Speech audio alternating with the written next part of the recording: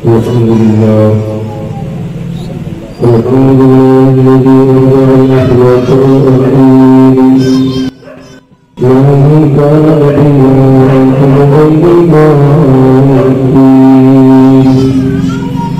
والصلاة والسلام على سيد المرسلين وعلى آله وأصحابه أجمعين.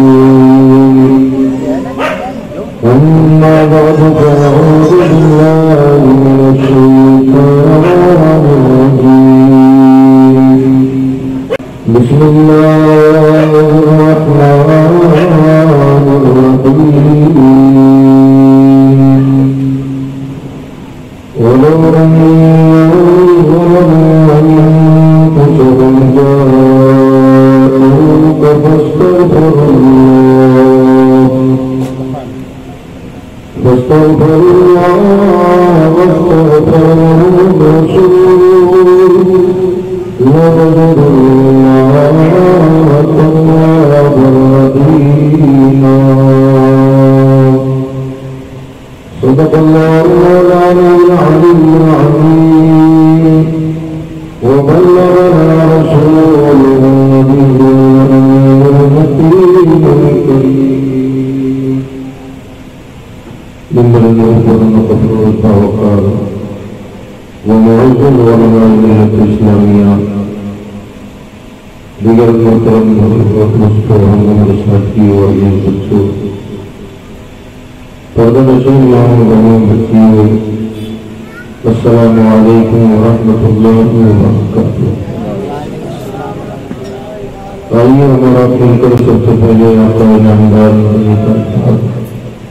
علی سے بے کشاں چارہ چارے درمندہ سیدنا مقام جناب احمد مجتبیٰ و محمد مصطفیٰ صلی اللہ علیہ وسلم کی بارگاہ کشمنام میں اپنی غلامی کا ثبوت دیتے ہوئے بلند آواز سے درود شریف کا روانہ پیش کریں.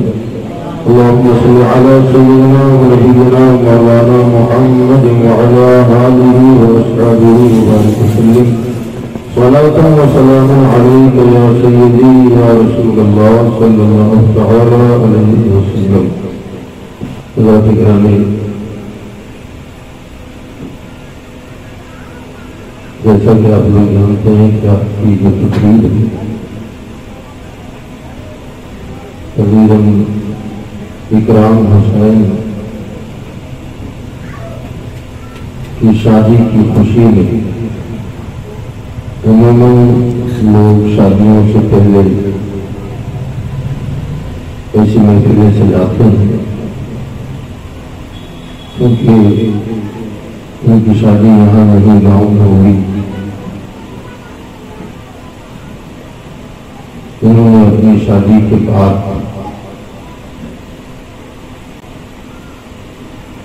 آج کی تقریب کا انعقاد کیا ہے.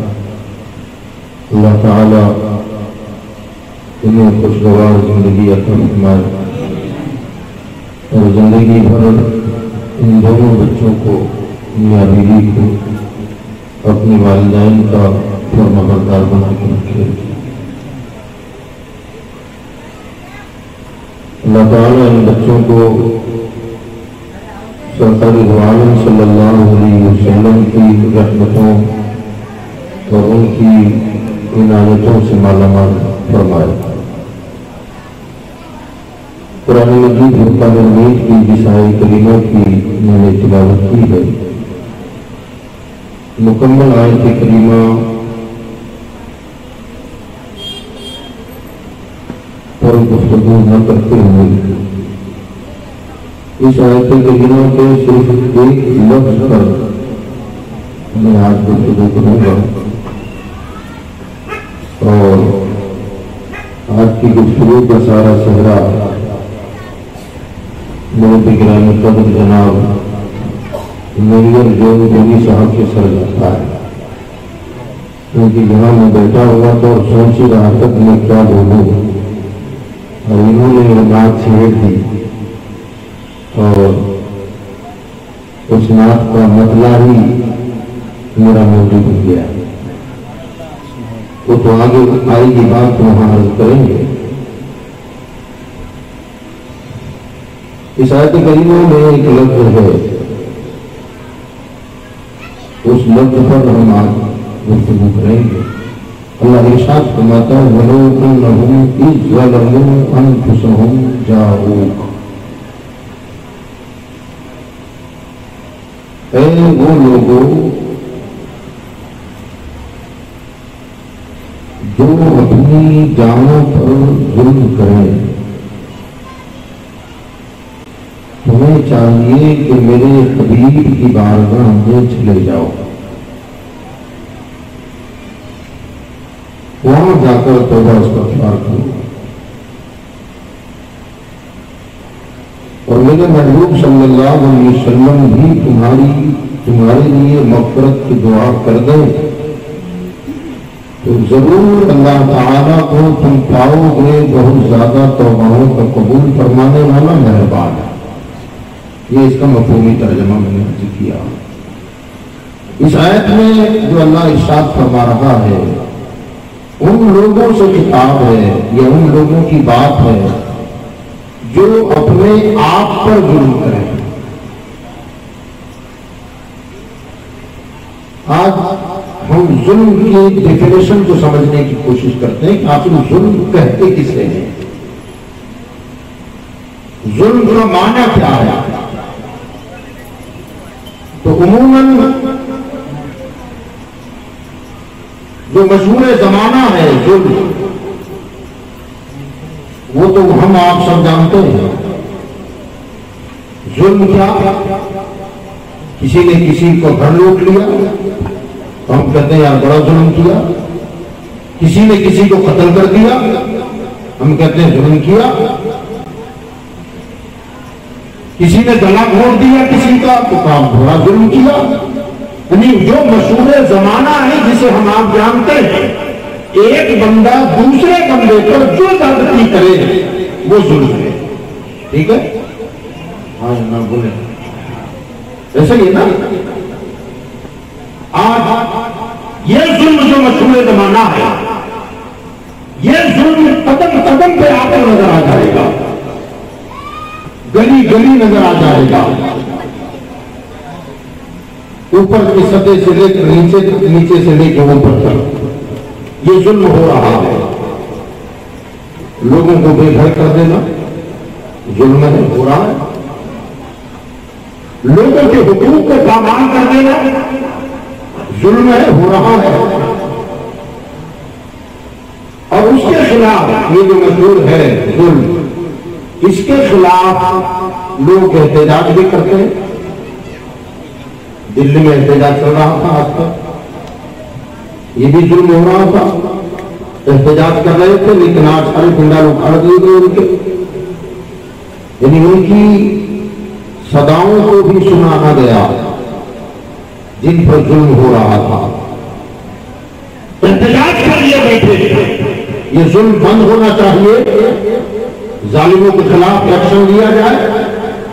دنیا بھر میں لوگ احتجاج کرتے ہیں اور وقتاً فوقتاً ہم اور آپ بھی کرتے ہیں، ریلیاں نکالی جاتی ہیں، میمورنڈم دیے جاتے ہیں، جلسے جلوس کیے جاتے ہیں، کانفرنسیں کی جاتی ہیں۔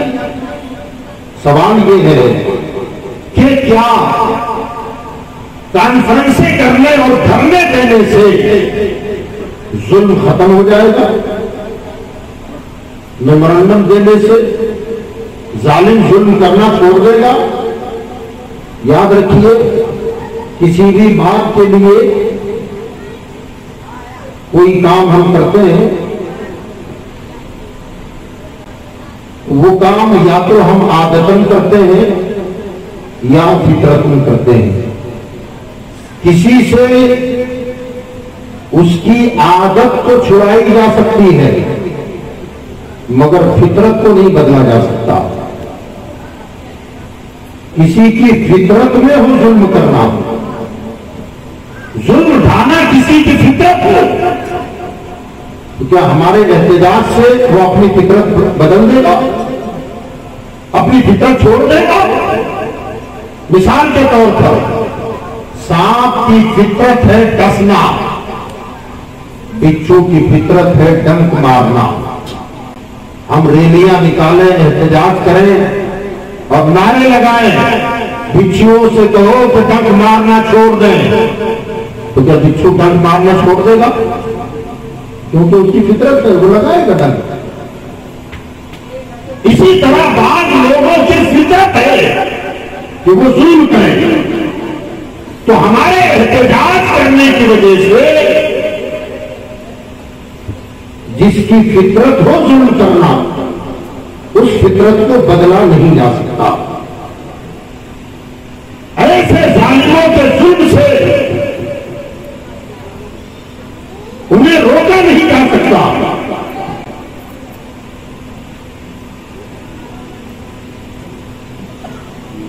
ہاں، ایسے ظالموں کے ظلم کو اگر روکنا ہو یا ظالموں سے اس ظلم کو روکنا ہو تو احتجاج میمورنڈم جلسے جلوس کانفرنس سے اس کا حل نہیں ہے۔ ایک حل ہمیں حدیث کی روشنی میں نظر آتا ہے، جو میں عرض کروں اور اپنے موضوع کی طرف آ جاؤں۔ حدیث پاک میں ہے جس کو کئی محدثین نے بیان کیا، اور خاص کر مولانا جلال الدین رومی نے بڑی تفصیل کے ساتھ مثنوی میں سے نقل فرمایا۔ وہ یہ ہے کہ درندوں میں سب سے بڑا درندہ بھیڑیا ہے۔ شیر بھی درندہ ہے، چیتا بھی درندہ ہے، تیندوا بھی درندہ ہے، جتنے شکاری جانور ہیں سب درندے ہیں، مگر ان سارے درندوں میں جس کی درندگی نقطۂ انتہا پر ہے وہ ہے بھیڑیا۔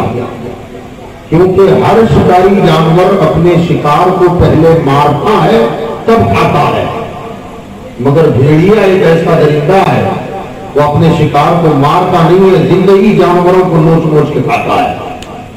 اس لیے بڑوں نے کہا کہ اس کی درندگی شیر اور چیتے سے زیادہ ڈینجر ہے۔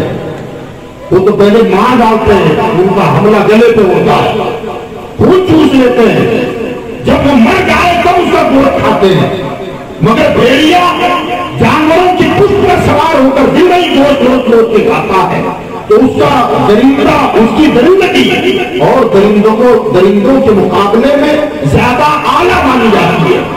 تو یہ بھیڑیا سرزمین ہے مکہ کی، حدیث میں سنا رہا ہوں، سرزمین مکہ کی ہے، اور وہاں ایک یہودی بکریوں کا چرواہا جنگل میں بکریاں چرا رہا ہے۔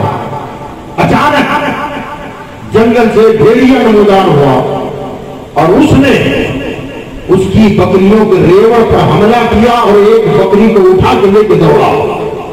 جب بکری لے کے دوڑنے لگا تو یہ چرواہا لاٹھی اور ڈنڈا لے کے اس کے پیچھے دوڑا، اور اتنا دوڑا کہ بھیڑیے سے اس نے اپنی بکری چرا لی۔ بکری چھوڑ کے بھیڑیا بھاگا، بکری زخمی ہوئی مگر مال بچ گیا، بکری بچی۔ اس دور بھیڑیا گیا اور جا کر پلٹتا ہے، حدیث کا مفہوم ہے، پلٹ کر کہتا ہے عجیب آدمی ہے، خدا نے مجھے روزی دی تھی اور اس نے چھین ڈالی۔ انسانی زبان میں بات کرنے لگا۔ اب وہ چرواہا جو مذہباً یہودی تھا وہ دل میں سوچنے لگا یار تعجب کی بات ہے، بھیڑیا جانور انسانی بولی بول رہا ہے، مجھے حیرت ہے اس بات پر۔ یہ دل میں سوچ ہی رہا تھا کہ بھیڑیا کہنے لگا تجھے اس بات پر تعجب ہے کہ میں انسانوں جیسی بات کیسے کر رہا ہوں، اور مجھے تجھ پر تعجب ہے کہ پہاڑوں کے درمیان جو شہر مکہ ہے، اس شہر میں اللہ کا حبیب جلوگر ہو چکا ہے، جو ماضی اور مستقبل کی خبریں دیتا ہے، اب تک تو ان پر ایمان نہیں لایا، مجھے تجھ پر تعجب ہے، مجھے تجھ پر تعجب ہو رہا ہے۔ تو اس کے دل میں خیال آیا کہ یار ایک جانور ہمارے پیغمبر کی پیغمبریت اور رسالت و نبوت کی گواہی دے رہا ہے، تو اس کا مطلب سیدھا یہ ہوا کہ آمنہ کے لال اللہ کے سچے پیغمبر ہیں۔ اس نے دل میں طے کر لیا کہ آج میں ان کا کلمہ پڑھ لوں گا، آج مسلمان ہو جاؤں گا۔ دل میں خیال ہوا آیا کہ ابھی جاؤں، دوسرے لمحے خیال آیا کہ میری موجودگی میں میرے بکریوں پر اس نے حملہ کیا تھا، اگر بکریوں کا ریوڑ چھوڑ کر میں چلا جاؤں تو پتہ نہیں میرے غیر موجودگی میں یہ بھیڑیا میری بکریوں کا کیا حاصل کر ڈالے۔ یہ سوچ رہا تھا، اتنے میں بھیڑیا بولا، وہ چرواہے پیغمبر کے دربار میں جانا چاہتا ہے، نبی آخر الزمان کے پاس جانا چاہتا ہے، تو پھر اپنے بھیڑ بکریوں کی فکر نہ کر، میں خود تیرے بکریوں کی رکھوالی کروں گا۔ حدیث میں خود تیرے بکریوں کی نگرانی کروں گا۔ جا نبی کے پاس کلمہ پڑھ کے آؤ، تیرے مال کو مویشیوں کو نقصان نہیں پہنچاؤں گا، بلکہ ان کی نگرانی کروں گا، نگہبانی کروں گا۔ جب اس نے یہ بات سنی تو سیدھے مکہ کی طرف چلا گیا اور حضور صلی اللہ علیہ وسلم کے پاس جا کر بھیڑیوں والا سارا واقعہ بیان کیا۔ ہمارے آقا نے اس کی ہر بات کی تصدیق فرمائی، اسے کلمہ پڑھایا، وہ مسلمان ہوا، اور مسلمان ہو کے جب پلٹ کے واپس آیا نا تو کیا دیکھتا ہے کہ وہ بھیڑیا اس کے بکریوں کے ارد گرد چکر لگا لگا کر حفاظت کر رہا ہے، اس کی نگرانی کر رہا ہے۔ حدیث مکمل ہو گئی۔ بھیڑیے کو بکریوں سے بچانا چاہتا تھا لاٹھی کے زور پر، اور اس کی درندگی مشہور زمانہ ہے، مگر یہ درندہ اس بکری کے چرواہے کو، بکریوں کے چرواہے کو کب تک پریشان کر رہا تھا؟ جب تک اس کی نظر اپنے بھیڑ بکریوں پر تھی، دنیا کے مال و متاع پر تھی، تو یہ ظالم اسے تنگ کر رہا تھا۔ اس حدیث کے واقعے میں یہ بتایا کہ جب تک اس کی نظر دنیا کے مال پہ تھی، دنیا کے دولت پہ تھی، دنیا کے ثروت پہ تھی، تو یہ ظالم اسے تنگ کر رہا تھا۔ لیکن جیسے ہی اس کی توجہ دنیا کے مال سے ہٹی اور مدینے کے تاجدار کی طرف ہو گئی، اس نے اپنے قدم مدینے کی طرف بڑھایا۔ اب یہ ظالم ظلم نہیں کر رہا ہے، بلکہ اس کے مال کا پورا رکھوانا بن گیا ہے۔ بلا تمثیل عرض کرنا چاہتا ہوں میرے بھائیوں، آج جو لوگ مسلمانوں کو پریشان کر رہے ہیں، ہمارا مال لوٹا جا رہا ہے، دکانیں لوٹی جا رہی ہے، ہماری عزتیں لوٹی جا رہی ہے، گردنیں کاٹی جا رہی ہے، ہم میمورنڈم دے رہے ہیں، ہمیں احتجاج کر رہے ہیں۔ یاد رکھو یہ ظالم کے ظلم سے ایسے نہیں بچا جائے گا۔ اگر بچنا ہے تو یاد رکھیں یہ ظالم ہم پر اسی وقت تک ظلم کرتے ہیں جب تک ہماری نظر ہمارے دکانوں پر ہے، ہماری مکانوں پر ہے، ہمارے مال پر ہے۔ ہم مسلمانوں کی توجہ اگر دنیا سے ہٹ کر تم بڑے خدا کی طرف ہو جائے گی تو یہ ظالم خود ہمارے رکھوانے بن جائیں گے۔ نعرہ تکبیر، نعرہ رسالت، عشق مصطفیٰ، عشق مصطفیٰ، نعرہ تکبیر، نعرہ رسالت۔ ہماری ساری توجہ دنیا پر آ گئی تو ظالموں نے بھی تنگ کرنا شروع کر دیا۔ جب تک مسلمانوں کی نظر گنبد خضرا پر تھی، بدر میں بھی تھے تو کامیاب تھے،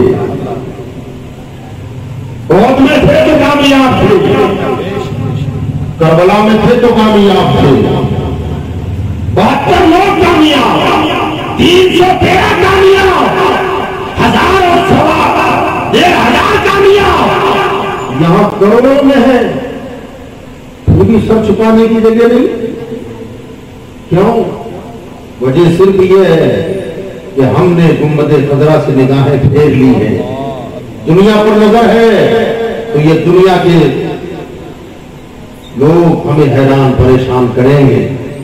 بہرحال یہ ظلم جو دوسروں پر ہوتا ہے یہ ظلم چھوٹا ظلم ہے، مگر یہاں قرآن میں اللہ اس ظلم کی بات نہیں کر رہا ہے جو ایک آدمی دوسرے پر کرتا ہے، بلکہ اللہ اس ظلم کی بات کر رہا ہے کہ بندہ خود اپنے آپ پر کرے، اپنے آپ پر جو ظلم کرتا ہے، فرمایا وہ ظلم سب سے بڑا ظلم ہے۔ سوال یہ ہے کیا کوئی بندہ اپنے آپ پر بھی ظلم کر سکتا ہے؟ میں کسی کو تھپڑ مار سکتا ہوں، لیکن کیا میں خود ہی اپنے گال پہ تماچا لگاؤں؟ میں کسی کا گلا کاٹ سکتا ہوں، کیا میں اپنا خنجر سے گلا کاٹ سکتا ہوں؟ میں کسی کا مال لوٹ سکتا ہوں، لیکن کیا میں اپنے ہی پیسے میں آگ لگا سکتا ہوں؟ نہیں۔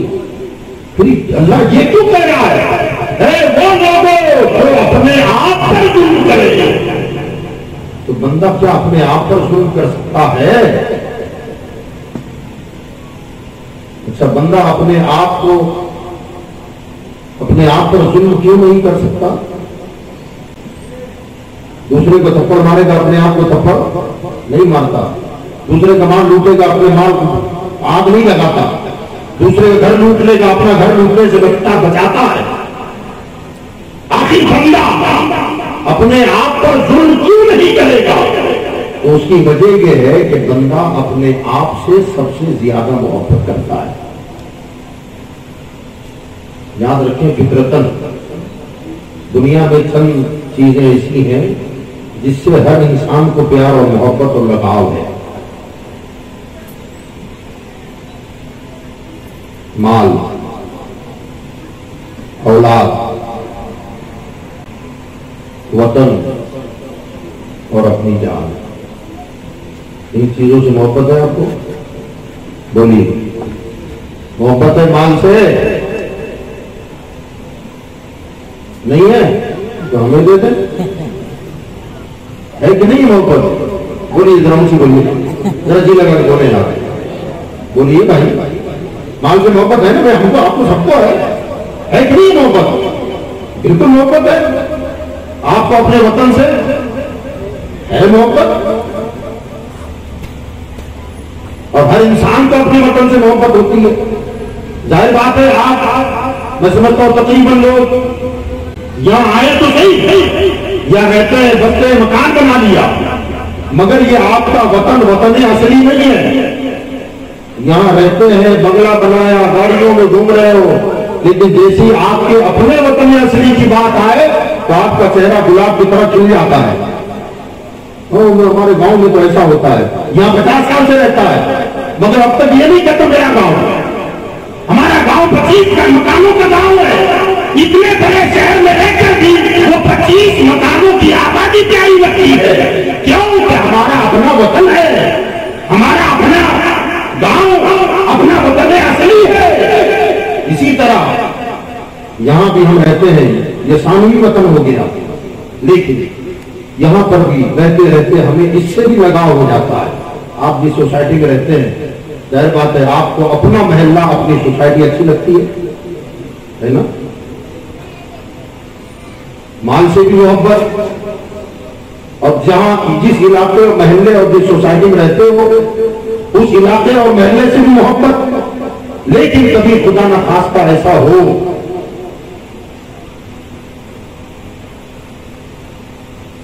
اس محلے میں ہمارے پاس مال دولت زیادہ جمع ہونے کی وجہ سے لوگوں کی آنکھیں ہم پر پلٹ جائیں، ہمیں محسوس ہونے لگے کہ یار محلے والے میری دولت کو ایک نہ ایک دن لوٹ لیں گے، میرا مال میرے ہاتھ سے چلا جائے گا. جب یہ یقین ہونے لگے تو آدمی جس گاؤں وطن میں رہتا ہے اپنا مال بچانے کے لیے کہیں اور جا کے بھی مکان بنا لے گا. میرا مال بچ جائے، میری دولت بچ جائے. یہ جو 4-5 محبتیں ہیں نا، یہ وہ محبتیں ہیں کہ ان محبتوں میں آپ موازنہ کریں کہ ہمیں زیادہ محبت کس چیز سے ہے.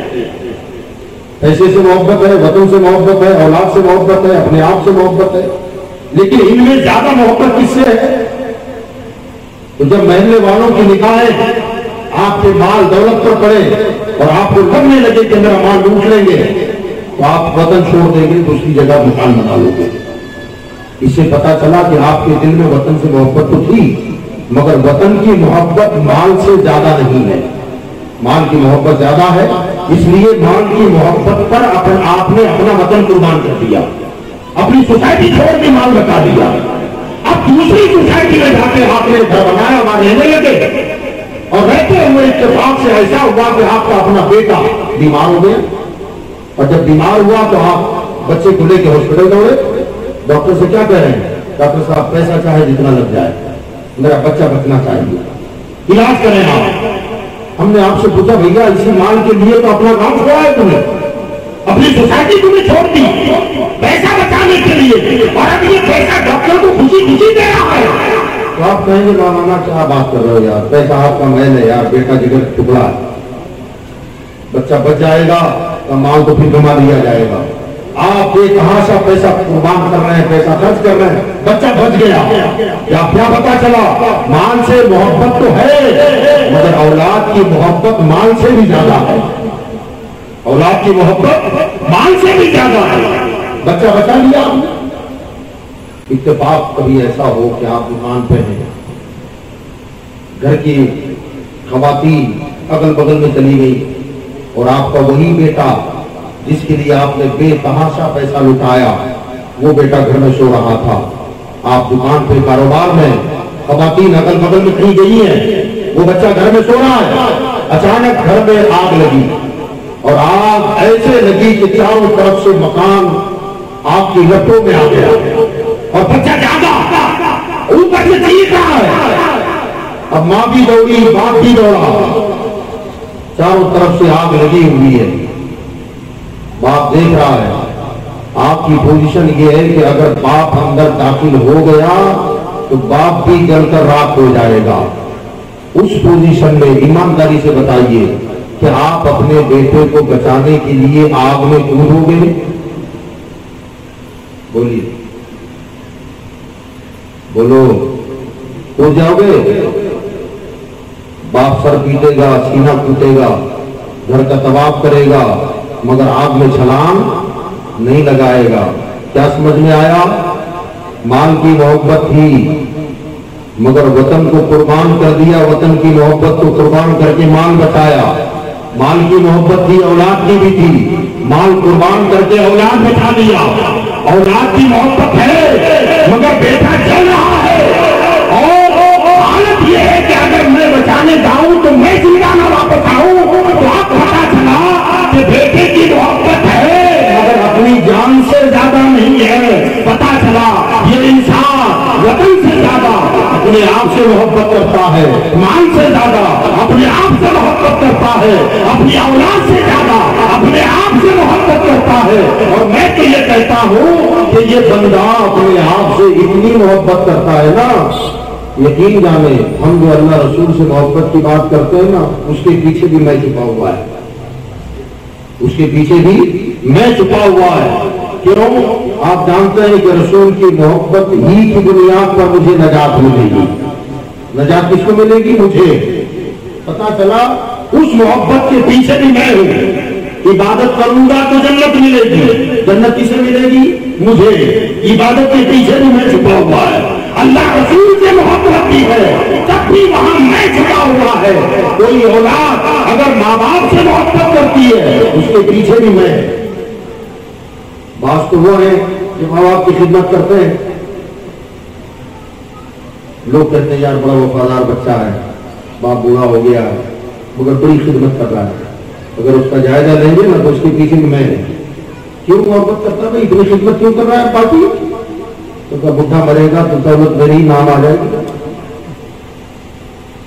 جب یہ مریں گے اگر ابھی میں خدمت نہیں کروں گا تو ہو سکتا ہے کسی کے نام کر دے. خدمت کر رہا ہے, دولت مجھے ملے. اگر کوئی وفادار بچہ ایسا ہو کہ نہ مجھے دنیا کی دولت سے کوئی دینا دینا نہیں, آخر تو کیوں خدمت کر رہا ہے؟ تو رسول اللہ نے فرمایا جس نے ماں باپ کو راضی کر لیا اس سے اللہ رسول راضی ہو گئے, اور جس سے اللہ رسول راضی ہو جائے ان کی رضا کا نام ہی تو جنت ہے. وہاں بھی آدمی میں ہی چاہتا ہے. تو میں عرض یہ کر رہا تھا کہ ایک آدمی اپنے آپ پر جو اتنی محبت کرتا ہو اپنے آپ سے, وہ اپنے آپ پر بڑا ظلم کیسے کرے گا؟ تو ظلم کی تعریف آپ سن لیں.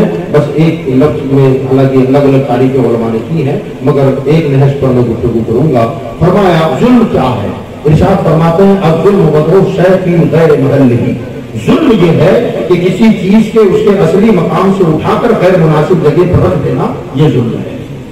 یہ ظلم ہے, یعنی کسی چیز کا جو اپنا مقام ہے وہاں سے ہٹا کر اسے کسی غیر مناسب جگہ پر رکھ دیا, یہ ظلم ہے. مثال کے طور پر ٹوپی ہم پہنتے ہیں, ٹوپی کا مقام اصلی کیا ہے؟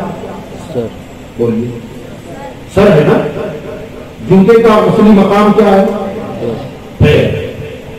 اگر آپ نے ٹوپی سر میں پہنی ہے انصاف ہے, لیکن اگر کوئی بندہ ٹوپی کو پیر میں پہننے لگ جائے یہ ظلم ہے, کیونکہ اس کا وہ مقام ہے, اس کی وہ جگہ نہیں ہے. تو جو جس جگہ کے لائق ہے اسے منصب پر رکھنا یہ عدل ہے، اس کے خلاف کیا تو یہ ظلم ہے، یہ ظلم ہے۔ اور دنیا میں بھی ہم یہ سارا کام کرتے بھی ہیں اور باقاعدہ طور پر ہم ظلم ہونے سے، ظلم کرنے سے بچتے بھی ہیں۔ مثال کے طور پر آپ مارکیٹ گئے، برتن کی دکان دیکھی آپ نے، اور برتن کی دکان پر جا کر کے آپ نے دیکھا کہ کچھ نئے نئے برتن آپ کو نظر آئے، تو آدمی کی فطرت ہے، آپ ہوں میں ہوں، کوئی نیا برتن آپ کو نظر آئے گا تو آپ اس کو دیکھیں گے، الٹ پلٹ کریں گے، اور الٹ پلٹ کر کے پھر دکان والے سے یا نوکر کو پڑھا اس سے کہیں گے یہ کیا ہے، یہ ہوتا ہے۔ آپ پوچھیں گے یہ ہے کیا، تو اس نے کہا ایک لمبا سا برتن ہے، تو یہ گلاس ہے، گلاس۔ تو آپ نے کہا کام کس کام میں آتا ہے یہ، اس نے بتا تو دیا اس کا نام گلاس ہے۔ آپ پھر پوچھیں گے یہ کس کام میں آتا ہے، تو وہ کہے کہ شربت پیے، پانی پیے، زمزم شریف پیے، اس سے کوئی بھی مشروب پینے کے کام آتا ہے۔ آپ نے کہا یار اچھا برتن ہے، لے لیا آپ نے۔ اسی دکان میں ایک برتن پر اور نظر پڑ گئی آپ کی، تو آپ نے دیکھا ایک برتن اوپر سے ذرا چوڑا تھا، پھر نیچے جا کے سپڑ گیا اور ایسے نیچے لمبا ہو گیا۔ آپ نے کہا یار یہ کیا ہے، تو اس نے کہا اسے اوگلدان کہتے ہیں، پیک دان۔ آفس میں دکان پر لوگ بیٹھتے ہیں، پان ماوا گٹکا کھاتے ہیں، تو مسلسل بار بار تھوکنے جانا پڑتا ہے، آتے ہیں جاتے ہیں آتے ہیں جاتے ہیں، تمہارے ٹیبل کے نیچے رکھے رہو، جب بھی پیک ڈالنی ہو اٹھاؤ اس میں تھوک دو، یہ اس کام میں آتا ہے۔ آپ نے کہا او اچھی بات ہے۔ کیا پتا چلا، ایک برتن بنانے والے نے برتن بنایا بھی، نام بھی بتا دیا، اور اس کے استعمال کا طریقہ بھی بتایا کہ کس کام میں استعمال ہوتا ہے۔ اور جب ہم نے خریدا تو اس کے ساتھ اتنا انصاف بھی کرتے ہیں، الحمدللہ میں نے آج تک نہیں دیکھا کسی کو گلاس میں تھوکتے ہوئے اور اوگلدان میں پیتے ہوئے۔ پیتے ہیں اب میں آپ کے گھر آ جاؤں، مولانا نیت صاحب، علامہ جابر صاحب گھر آ جائیں، آپ نے دیکھو علماء کرام ہمارے گھر پہ آئے، قاری وسیم صاحب آ گئے، تو آپ جلدی جلدی گھر کے اندر گئے، آپ نے دیکھا ادھر اس پر رکھا ہوا تھا سامان رکھنے کا جو چیزیں ہوتی ہیں اس پر رکھے ہوئے تھے، آپ نے جلدی سے بالکل نیا نیا اوگلدان اٹھایا، ٹھنڈا پانی ڈالا اس میں، قاری وسیم صاحب سے کہا لیجیے، تو قاری وسیم صاحب سو گئے رہتا ہے تو پانی پیجیے، ایمانداری سے بولیے پی لیں گے، بولیے، یہ کہیں گے نا یار یہ کچھ چیز ہے پینے کی، اس میں ڈال کے پلایا۔ اب آپ نے قاری صاحب سے کہا قاری صاحب مجھے یہ آپ لکھ کے دیں گے کہ اس میں پانی پینا ناجائز ہے، حرام ہے، گناہ ہے، برتن پاک ہے، صاف ستھرا ہے، پانی صاف ستھرا ہے، آخر پینے میں حرج کیا؟ یہ کہیں گے بھائی پینا ناجائز نہیں ہے، گناہ نہیں ہے، منع نہیں ہے، مگر یہ برتن اس لیے بنا ہی نہیں ہے، یہ برتن تھوکنے کے لیے، پینے کے لیے نہیں۔ سچ بتائیے آپ اس میں پانی پی لو گے؟ آپ کہیں گے نا۔ پتا چلا پیک دان میں پیک ڈالو گے تو انصاف، گلاس میں تھوکو گے تو ظلم، اور پیک دان میں پانی پیو گے تو یہ اس پر ظلم ہے، اس لیے کہ وہ اس مقصد کے لیے بنا ہی نہیں ہے۔ میں بتانا یہ چاہتا ہوں کہ ہم دنیا کے ساز و سامان کے بارے میں تحقیق کرتے ہیں، بنانے والوں سے پوچھتے ہیں کہ اسے کیوں بنایا، کس مقصد سے بنایا، تو میرے بھائی جس مقصد کا اس نے بتا دیا کہ اس مقصد کے لیے بنا ہے، تو باقاعدہ اس برتن سے وہی کام لیا جاتا ہے جو بنانے والے نے مقصد بتایا۔ تو کبھی اپنے بنانے والے سے نہیں تو پوچھو کہ میرے مالک تو نے مجھے کیوں بنایا ہے، مجھے کام کے لیے بنایا ہے۔ اب ہمارا بنانے والا اگر ہم سے کہہ دے کہ تجھے میں نے کائے کے لیے بنایا، جب وہ جواب دیتا ہے وما خلقت الجن والانس الا لیعبدون، ہم نے جنات اور انسانوں کو اس لیے بنایا ہے تاکہ وہ ہماری عبادت کرے۔ پتا چلا ہمارے بنائے جانے کا مقصد ہے عبادت خدا بندی۔ اب اگر بندہ عبادت چھوڑ دے اور دوسرے کام کرنے لگ جائے تو گویا یہ بندہ اپنے آپ پر ظلم کر رہا ہے۔ سمجھ گیا؟ اپنے آپ پر ہم ظلم کر رہے ہیں۔ ہمیں اللہ نے عبادت کے لیے بنایا ہے، ہم دنیا کی نئی چیزوں کے بارے میں معلومات لیتے ہیں کہ اس کے بنانے والے نے کیوں بنایا، کائے کے لیے بنایا۔ تو ہم اپنے بنانے والے سے پوچھیں کہ میرے مولا، اور خالی ہمارا وجود ہی نہیں، ہمارے وجود کا انگ انگ اس نے کیوں بنایا ذرا پوچھے نا اس سے. ہمارے جسم کا ایک حصہ ہے ہماری آنکھ. اپنے مالک سے پوچھے کہ میرے مولا یہ آنکھ کیوں بنائی ہے؟ کائے کے لیے بنائی ہے؟ دیکھنے کے لیے؟ تو اقبال نے کہا تھا میرا نظارہ ہی ہے بالحوث مقصد نہیں اس کا. آنکھ کائے کے لیے ہے؟ دیکھنے کے لیے نا. مگر اقبال اس طرف ہوں گے وہ تو کہتے ہیں میرا نظارہ ہی ہے بالحوث مقصد نہیں اس کا. بنایا ہے کسی نے کچھ سمجھ کر چشمے آدم کو. اللہ نے تو آنکھ دیکھنے کے لیے بنائی ہے. آپ کہتے ہیں فرماتے ہیں میرا بمانا صرف ہے میرا نظارہ ہی ہے بالحوث. خالی دیکھنا ہی مطلب نہیں ہے آپ کا. آنکھ بنانے والے نے کسی اور مقصد سے بھی آنکھ بنائی ہے. تو ہم سوال کرتے مولا اس آنکھ کا مقصد اگر دیکھنا ہی صرف نہیں ہے تو اس کے علاوہ اور کیا مقصد ہے؟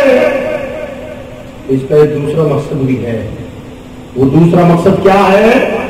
دوسرا مقصد ہے کہ کبھی خوف خدا سے رویا بھی کرو, کبھی محبت رسول میں آنسو بھی ٹپکایا کرو, کبھی اپنے گناہ یاد کر کے آنسو کے قطرات کو اپنی آنکھ سے جھلک جانے بھی دیا کرو. اور یہ آنکھ کے قطرے جب خدا کے خوف سے, جہنم کی آنکھ کے خوف سے اور اپنے گناہوں کو دیکھ کر جب آنکھ سے آنسو ٹپکتا ہے تو پھر ڈاکٹر اقبال کہتے ہیں کہ ہم تو یہ سمجھتے تھے کہ یہ پانی کے قطرے ہیں جو نمکین ہے اور ٹپک گئے.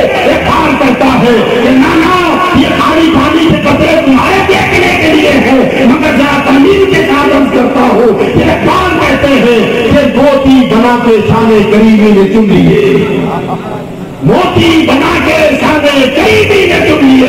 قطرے جو تھے میرے رنگتے انفعال کے اپنے گناہ پر پچھتا کر تو میری آنکھ سے آنسو گرا تو میں تو سمجھا پانی ہے, مگر میرے خدا نے اسے جنت کا موتی بنا دیا.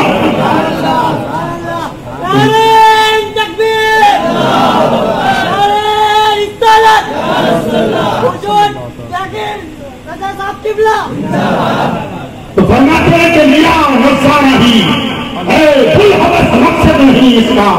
بنایا ہے کسی نے کچھ سمجھ کر چشمے آدم کو. آدم کی اولاد تمہاری آنکھیں صرف دیکھنے کے لیے نہیں ہے, کبھی رویا بھی کرو, خدا کے خوف سے رویا کرو, آخرت کے خوف سے رویا کرو, قبر کے عذاب کو سوچ کے رویا کرو, قبر کی منزل پر غور کر کے رویا کرو. میرے بھائیوں یاد رکھو کتنی گرمی ہو رہی ہے, ہو رہی نہیں ہو رہی ہے. کھلے میدان میں بیٹھے ہیں تب بھی پسینے بہ رہے ہیں. ذرا سوچیے آپ قبر میں کتنی گرمی ہوگی. نہ کھڑکی نہ دروازہ نہ بستر نہ تکیا. اگر وہ تصور آدمی کرے تو آنکھ سے آنسو نکل جائے گا اور وہ آنسو پھر آئے گا نہیں جائے گا. اللہ اس جنت کا موتی بنا دے گا. سبحان اللہ. بہرحال کبھی رویا کرے, اور اگر رونا نہیں آتا دیکھنا ہی کام ہے نا اس کا, دیکھنا دیکھو اسے, مگر اس سے بھی تو پوچھو نا کہ میرے مولا کیا دیکھوں, اس لیے بنایا. دیکھنا تو ہے مگر کیا دیکھوں, اسے پوچھو. موبائلوں میں پکچر دیکھوں, ننگی تصویریں دیکھوں, غیر محرم لڑکیوں کے چوبڑے دیکھوں, یا کم سے کم کپڑا پہنی ہوئی لڑکیوں کو دیکھوں, کیا دیکھوں؟ تو قدرت کا نقیب آواز دیتا میرے بندے میں نے آنکھ دی تو ہے دیکھنے کے لیے. ضرورت ہے دیکھنا, اور دیکھنے کا زیادہ شوق آئے تو محبت کے ساتھ ماں باپ کا چہرہ دیکھ, پیار کے ساتھ ماں باپ کا چہرہ دیکھ. آقا کریم صلی اللہ علیہ وسلم نے فرمایا کہ جو کوئی اولاد بیٹا اپنے ماں باپ کا چہرہ محبت کے ساتھ ایک مرتبہ دیکھے اللہ اسے حج سے مقبول کے ثواب عطا فرماتا ہے. بیٹھے بیٹھے حج کا ثواب.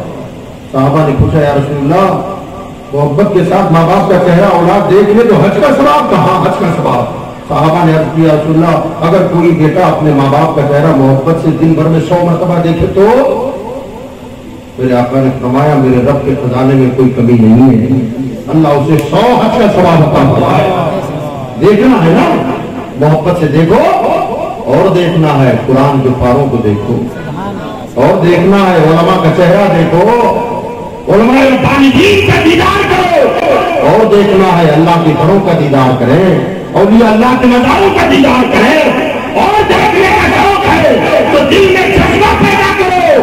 کسی نے کہا تھا جو دل بخشا تو مولا بخش دے الفت محمد کی، جو آنکھیں دی تو دکھلا دے خدا صورت محمد کی۔ اور حضرت نے ہے طرف دل میں فقط دل بدے نہیں، مطلب یہ اپنی آنکھوں سے میں کچھ اور بھلا تمنا ہے تو یہ تمنا دیکھیے، اپنی آنکھوں سے میں کچھ اور بھلا، اپنی آنکھوں سے میں کچھ اور بھلا کیا دیکھوں، اپنی آنکھوں سے میں کچھ اور بھلا کیا دیکھوں، ہے طرف دل میں بس گنبد خضرا دیکھوں۔ یہ بھی اوپر والی ہے، کیونکہ ہم ظاہر ہی دیکھتے، مدینہ جائیں گے تو کیا دیکھو گے، گنبد خضرا دیکھو گے۔ ہاں سرکار مفتی اعظم فرماتے ہیں انہیں نہ دیکھا تو کس کام کی ہوں گے آپ نے؟ حضرت محمد کی بات کی ہے، کیونکہ ہم ظاہری لوگ ہیں، ہم جائیں گے تو گنبد اور مینار اور جالی اور وہی دیکھیں گے، ہمارے اقدس دیکھیں گے، اسی ضمن میں انہوں نے یہ بات کہی ہے۔ مگر سرکار مفتی اعظم فرماتے ہیں انہیں نہ دیکھا تو کس کام کی گئی آنکھیں، یہ دیکھنے کی ہے ساری بہار آنکھوں میں، یہ دیکھنے کی ہے ساری بہار آنکھوں میں، اور یہ طرف جب ان کی زندہ و بیدار ہو گئی اور اللہ نے اس طرف کو قبول فرما لیا تو پھر مفتی اعظم نے جیتے جی سرکار مدینہ کا دیدار بھی کر لیا، اور دیدار ایسا کیا کہ سبحان اللہ، کیا کہتے ہیں کہ جب مر کے قبر میں جاؤں گا اور فرشتے مجھ سے کہیں گے، کیا کہتے ہیں فرشتوں پوچھتے ہو مجھ سے کہ کس کی امت ہو، فرشتوں پوچھتے ہو مجھ سے کہ کس کی امت ہو، لو دیکھ لو یہ تصویر یار آنکھوں میں، لو دیکھ لو یہ تصویر یار آنکھوں میں، نعرے تکبیر، نعرے رسالت، فیضان حضور مفتی اعظم، نعرے تکبیر، نعرے رسالت۔ آج کا موسم شروع ہو گیا، طرف رکھو نہ مولا آنکھ دی ہے نا، اتنا کرم کر دے کہ اپنا گھر مقدس کعبہ دکھا دے، مولا آنکھ دی ہے تو گنبد خضرا کا جمال دکھا دے، ذرا جا کے دیکھے نا یار کیا جنت ہے وہ، سبحان اللہ، ایسی ہزاروں جنتیں اس گنبد کے قربان ہیں، مدینہ وہ جگہ ہے تو سبحان اللہ، سمجھ جا ہے دل مستر مدینہ آنے والا ہے، اور جو شریعت فرماتے ہیں سمجھ جا دل مستر مدینہ آنے والا ہے، لٹا ہے چشمے تر گوبر مدینہ آنے والا ہے، محبت میں آنسو چھلکتے ہیں، محبت میں آنسو ٹپکتا ہے، مدینہ میں جا رہے ہیں فرماتے ہیں لٹا ہے چشمے تر گوبر مدینہ آنے والا ہے، سبحان اللہ۔ اور مدینہ گئے، مدینہ گئے ہیں، تمنا ہے سب کی، کون کون جانا چاہتا ہے؟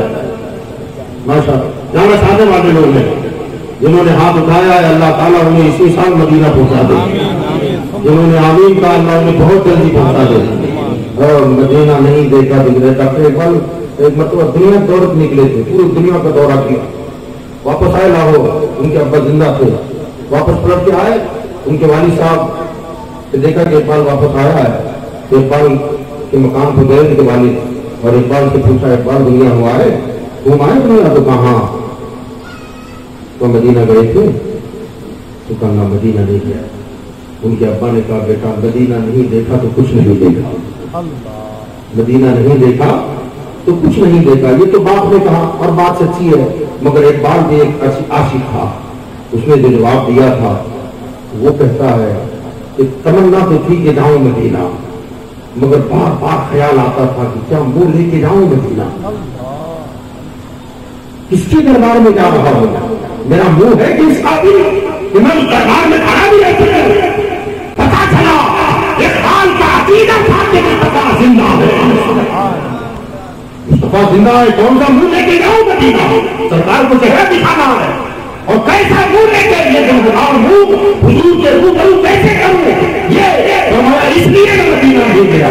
بہرحال ہر عاشق کی تمنا ہوتی ہے کہ مولا مرنے سے پہلے کم از کم ایک مرتبہ مدینہ دکھا دے، دکھا دے یا الہی وہ مدینہ کیسی بستی ہے، جہاں پر رات دن مولا تیری رحمت برستی ہے، جہاں پر رات دن مولا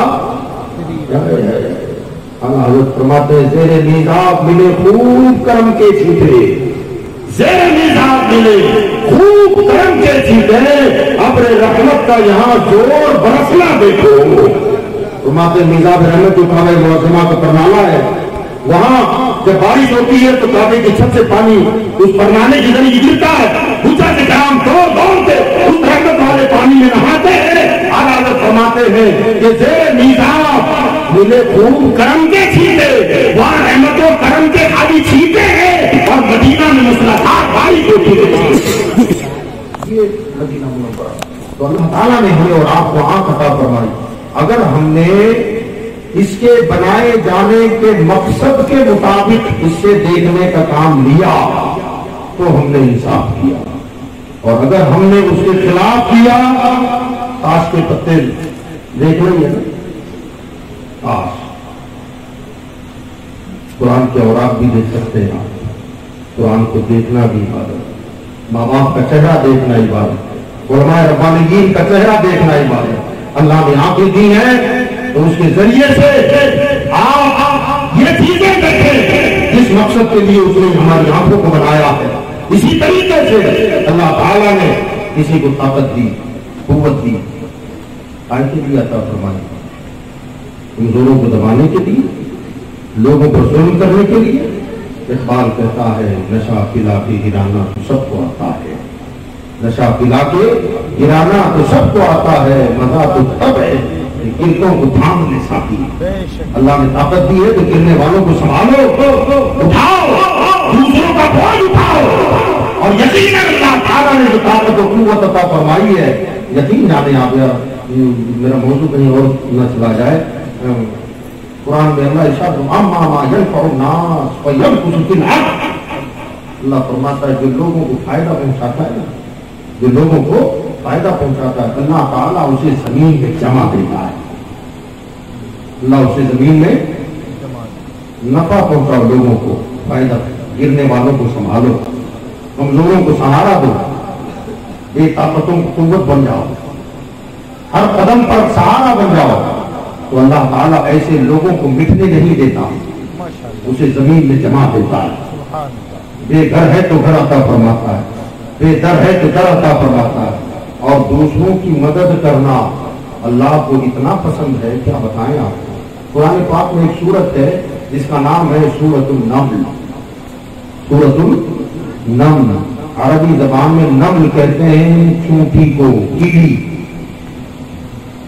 کتنی چھوٹی جان ہے، فقیر جانور، چھوٹا سا کیڑا، مگر عظمت یہ کہ قرآن میں اللہ نے اس کے نام کی صورت اتار دی، سورۃ النمل اس کے نام کی صورت ہے،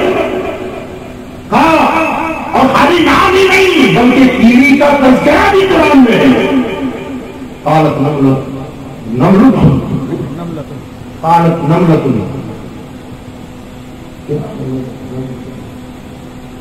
ادخلوا مساکنکم یا ایھا النمل ادخلوا مساکنکم قالت نملۃ یا ایھا النمل ادخلوا فی مساکنکم۔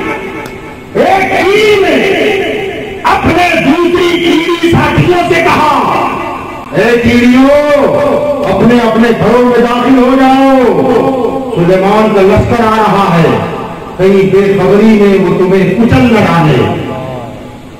علماء فرماتے ہیں کہ اللہ تعالیٰ کو ایک کیڑی نے دوسرے ساتھی کیڑیوں کی خیر خواہی کی، بھلائی چاہی، تو اس کی اللہ کو اتنی پسند آئی کہ اللہ نے اس کیڑی کے نام کی صورت قرآن میں اتاری۔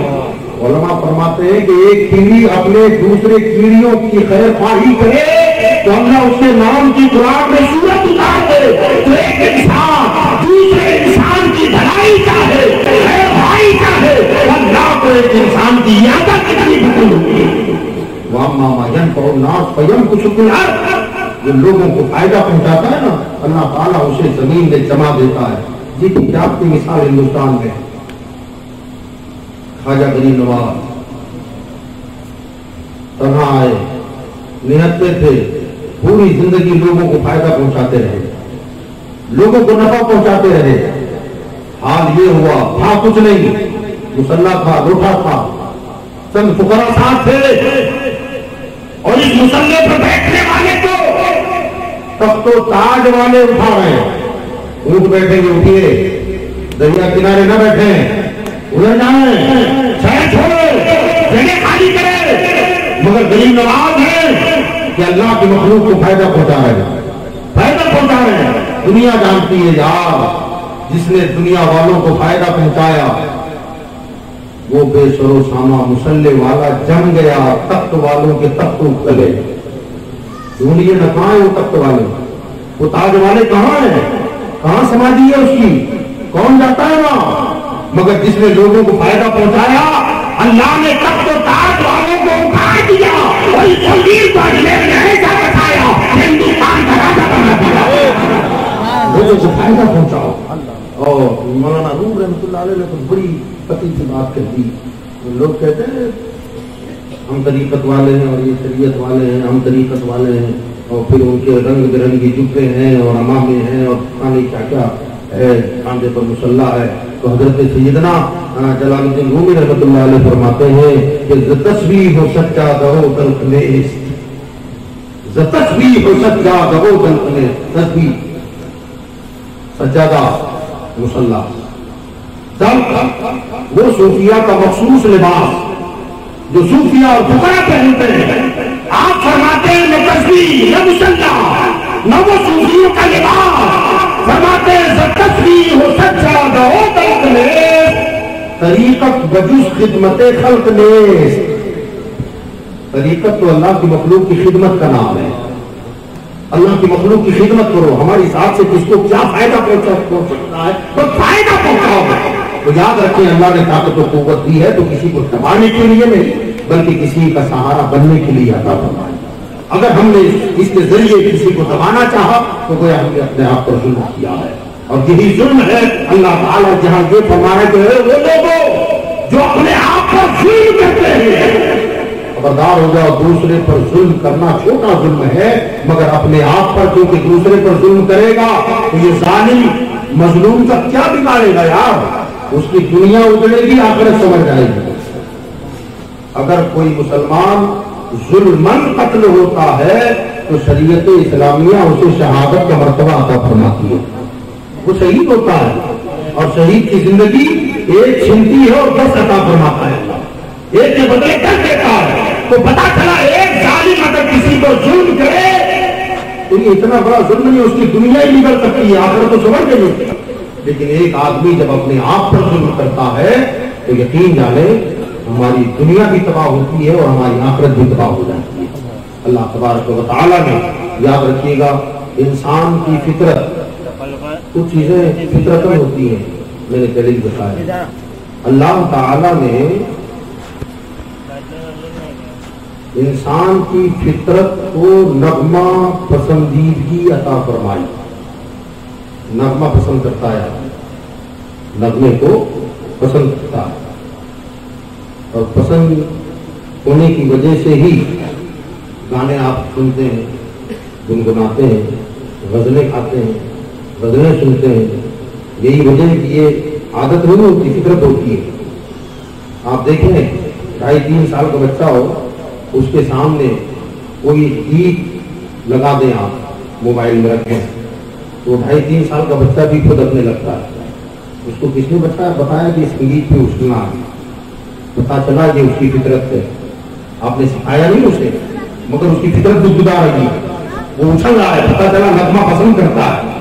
अल्लाह ताला ने कुव्वत समाअत अता फरमाई, सुनना चाहता है आदमी, नगमे की पसंद हुआ है आदमी।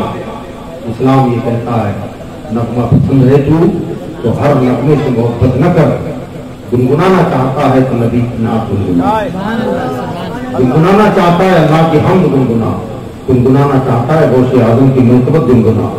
और अगर उसमें मस्त बेखुद हो गया फिर नाचने की कोशिश न कर, उसमें भी वक्त आने लगता है, आदमी झूमने लगता है। जरा गुनगुना के देखो कि अच्छे गुनगुनाने वालों को सुनो तो आदमी खुद को झूमने लग जाता है। مگر آج ہم نے اس شوق کو پورا کرنے کے لیے ڈیجے لگا دیا اور اس پر خدمت لگ گئے. شادیوں میں کیا ہو رہا ہے, منگنیوں میں کیا ہو رہا ہے, ڈیجے لگ جاتے ہیں اور ناچ رہے ہیں سب.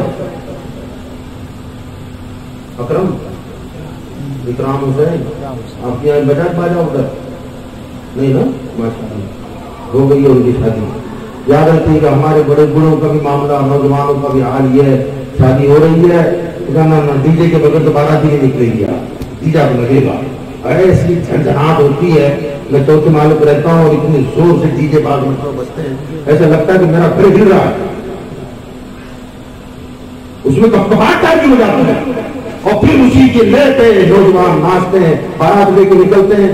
اللہ رحم فرمائے ہماری قوم پر. تب سارے محلے کے لوگوں کو لے کر نچاتا ہوا لے جا رہا ہے. باپ بھی خوش ہے, ماں بھی خوش ہے, دادی بھی خوش ہے, چاچی بھی خوش ہے, ناچ رہے ہیں سب. اور یقین جانے ایک آدمی نارمل آدمی ہو تو کتنی دیر ناچے گا یار؟ ایک نارمل آدمی اگر ناچنا چاہے تو کتنی دیر ناچے گا؟ 15 منٹ, آدھا گھنٹہ, اس کے بعد تو تھک کے بیٹھ جائے گا. یہ نوجوان 1.5 گھنٹہ ناچتے ہیں, 2 گھنٹہ ناچتے ہیں. آخر ان کے اندر قوت و طاقت آتی کہاں سے؟ سب جانتے ہیں کہ نارمل آدمی 15-20 منٹ آدھا گھنٹہ ناچے گا. اگر ان کو اپنے گھر سے دلہن کے مکان تک نچوانا ہے نا تو کچھ پلاؤ ان کو. یہ شراب پلاتے ہیں اور اس نشے میں پھر 4 گھنٹہ ناچ رہے, وہ ناچتے رہتے ہیں اور پھر معاملہ کیا ہوتا ہے یاد رکھیے گا, اس کے نتائج برے نکلتے.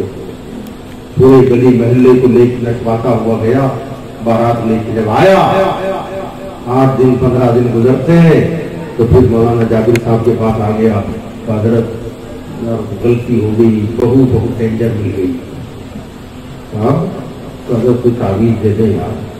ساس کو ساس نہیں سمجھتی ہے, سسر کو سسر نہیں سمجھتی ہے, نند کو نند نہیں سمجھتی ہے, دیور کو دیور نہیں سمجھتی. اتنی زبان دراز ہے, کوئی ایسا تعویذ لگا داڑ بند ہو جائے, اس کی بولتی بند کر دی جائے, وہ پریشان کر دیا ہے. میں کہتا ہوں میرے بھائی کوئی تعویذ دبانے کی ضرورت نہیں ہے. تو نے اپنے بیٹے کی بارات میں نچوڑوں کو نچواتا ہوا لے گیا, اب پوری زندگی تیری بہو تجھے انگلیوں پہ نچائے گی, ناچتے رہو. اس لیے یاد رکھو اپنے آپ پر ظلم نہ کریں. آپ یہی ہے اللہ نے جس مقصد کے لیے ہمیں بنایا ہے اس مقصد کے مطابق اپنی زندگی گزارنے کی کوشش کریں. اللہ تعالیٰ اس شادی جن کی ہو گئی ہے ان بچوں کی زندگی کو اللہ خوشگوار زندگی بنائے, ایک دوسرے کے حقوق کو سمجھنے اور سمجھ کر ادا کرنے کی توفیق عطا فرمائے. وما علینا الا البلاغ.